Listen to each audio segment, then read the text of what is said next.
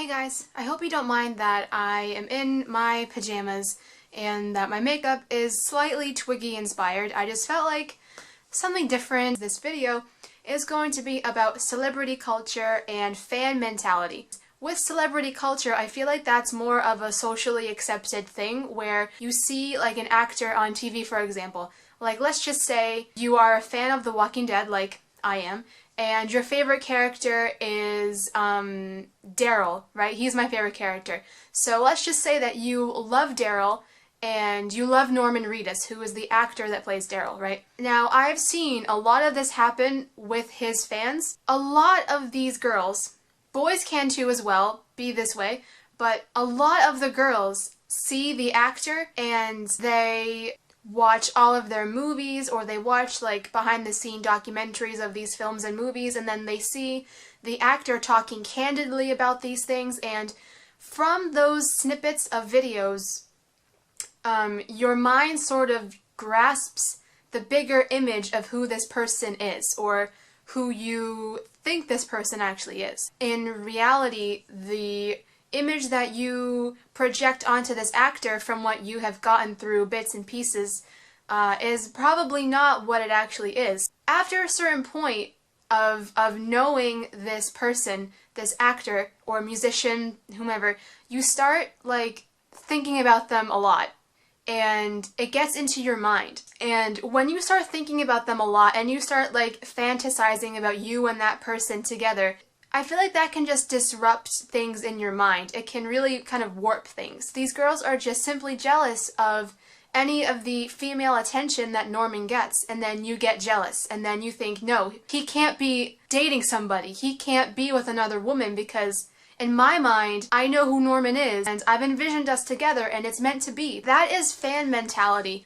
And what I also find really interesting is that with people in the public eye, like actors or celebrities, like, it's really strange how when we see them, we instantly want like a picture, or we want some physical contact with them, whether it's a handshake, whether it's a high five, whether it's a hug, whether we ask them for a piggyback ride or something strange like that. I don't know. That's what it shouldn't be. That person should not be on a pedestal because they're just people like me or you. But I just find it so weird that, like, you know, when we see these people, we think that they owe us something, that they owe us some sort of like Kodak moment with us. And then we've built it up so much in our head that it's going to be this amazing event that happens, and then when we go to meet them, they might be this person that we didn't expect them to be. And that's the letdown of the fan mentality, because you've built up who this person is in your mind. What I also find really interesting, to kind of go off of that whole thing of we think that they owe us something, or we think that it's the normal thing to want to get physical contact with this person. I was actually reading an article on this website about WWE wrestlers. I mean, bear with me here. And I've loved wrestling for so long, but I'm really into it again right now. So I was just reading this article about the fan mentality surrounding wrestling and surrounding sports similar to that. And what I found interesting was, I mean, you can see it too when you're watching the events live on TV, or when you're experiencing it live at the arena, or when you see pictures of it on the internet or something. Like, you see these wrestlers walk down the ramp, or, you know, go through the crowd of people down to the arena, and these guys, like, they are grown-ass men, patting them on the back and touching their arms and ruffling their hair as they walk by, and it's like, it's really awkward. Why has that become the normal thing where we need to get physical contact from this person? I mean, we're essentially invading their personal space. But it's all about giving the celebrity the option of retaining their personal space, because there are people who don't like their personal space violated.